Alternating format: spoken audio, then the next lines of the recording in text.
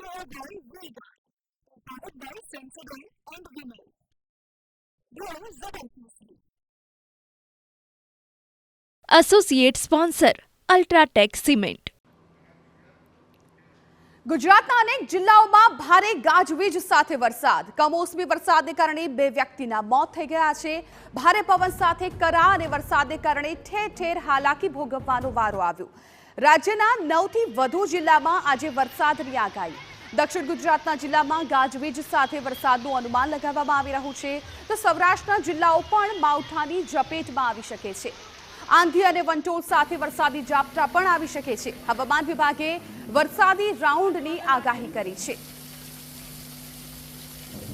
તો ગઈકાલે પણ રાજ્યના મોટાભાગના જિલ્લાઓમાં વાતાવરણમાં પલટો આવ્યો હતો અને આંધી તુફાન સાથે વરસાદી માહોલ છવાઈ ગયો હતો. અમદાવાદ હોય, સૌરાષ્ટ્રનો વિસ્તાર હોય કે પછી અન્ય કોઈ જિલ્લા હોય, આ તમામ વિસ્તારોમાં જે પ્રકારે હવામાન વિભાગે આગાહી કરી હતી એ જ પ્રકારે વરસાદી માહોલ જોવા મળ્યો હતો. વાતાવરણમાં પલટો આવ્યો હતો અને આંધી વંટોળ સાથે ક્યાંક ધીમી ધારે તો ક્યાંક ભારે પવન સાથે વરસાદનું આગમન થયું હતું. 9થી વધુ જિલ્લામાં વરસાદની આગાહી કરવામાં આવી છે. ગાજવીજ સાથે વરસાદનું અનુમાન છે લગાવવામાં આવી રહ્યું છે. ખાસ કરીને હવામાન વિભાગે હજુ પણ આગામી થોડા દિવસો દરમિયાન વરસાદની આગાહી કરી છે. સૌરાષ્ટ્રમાં પણ વરસાદી માહોલ છવાયો રહેશે તેવું પણ હવામાન વિભાગનું કહેવું છે. અને આ સાથે અન્ય જે ઉત્તર દક્ષિણની વાત કરવામાં આવે તો ત્યાં પણ હવામાન વિભાગે વરસાદની આગાહી કરી છે.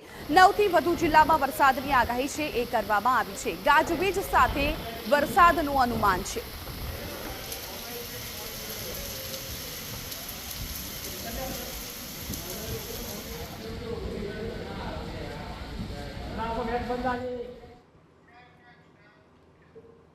હવે હવામાન વિભાગે કયા કયા વિસ્તારમાં વરસાદની આગાહી કરી છે એ વોલ ગ્રાફિક્સ દ્વારા આપને સમજાવવું છે કે હજુ પણ કયા જિલ્લામાં વરસાદી માહોલ રહી શકે છે. આજે ક્યાં વરસાદ પડશે એની જાણકારી આપી દઈએ. રાજકોટ, બોટાદ, સુરેન્દ્રનગર અને અમદાવાદમાં આજે વરસાદી માહોલ છે રહેવાનો છે. સૌરાષ્ટ્રના વિસ્તારો કે જ્યાં વરસાદી માહોલ રહેશે. આ સાથે ભરૂચ અને સુરતમાં પણ વરસાદ પડી શકે છે. ગીર સોમનાથ, અમરેલી અને ભાવનગરમાં પણ વરસાદી માહોલ આજના દિવસે રહેવાનો છે. આજની આગાહી છે. રાજકોટ એ પણ હતું ને ત્યારબાદ હવે 15 મેની વાત કરવામાં આવે આવતીકાલની, તો ત્યાં બનાસકાંઠા, ગીર સોમનાથમાં વરસાદી માહોલ રહેવાનો છે.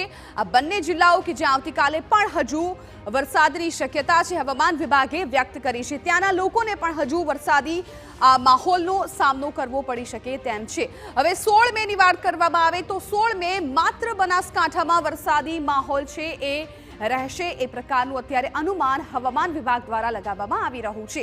આવતીકાલે બનાસકાંઠા અને ગીર સોમનાથ છે અને ત્યારબાદ 16 મે પણ બનાસકાંઠામાં વરસાદી માહોલ રહેશે. એટલે બનાસકાંઠા જિલ્લામાં વરસાદી માહોલ યથાવત રહેવાનો છે આગામી 2 દિવસ દરમિયાન. હવામાન વિભાગે કંઈક આ પ્રકારની આગાહી છે એ વ્યક્ત કરી છે. 9થી વધુ જિલ્લામાં પણ વરસાદની આગાહી વ્યક્ત કરવામાં આવી છે. ગાજવીજ સાથે વરસાદનું જે અનુમાન છે લગાવવામાં આવી રહ્યું છે અને જે રીતે હવામાન વિભાગ પણ આગાહી કરી રહ્યું છે તે જ રીતે ગઈકાલે પણ વાતાવરણમાં પલટો આવ્યો હતો અને રાજ્યના અનેક જિલ્લાઓમાં આંધી વંટોળ સાથે ગર્જના સાથે વરસાદ છે થયો હતો. વીજળીના કડાકા ભડાકા સાથે વરસાદ થયો હતો અને 2 લોકોના મોત થયા હોવાની પણ જાણકારી મળી રહી છે. અને હજુ પણ આગામી જે 2 દિવસ છે ત્યાં પણ વરસાદી માહોલ રહેવાનો છે.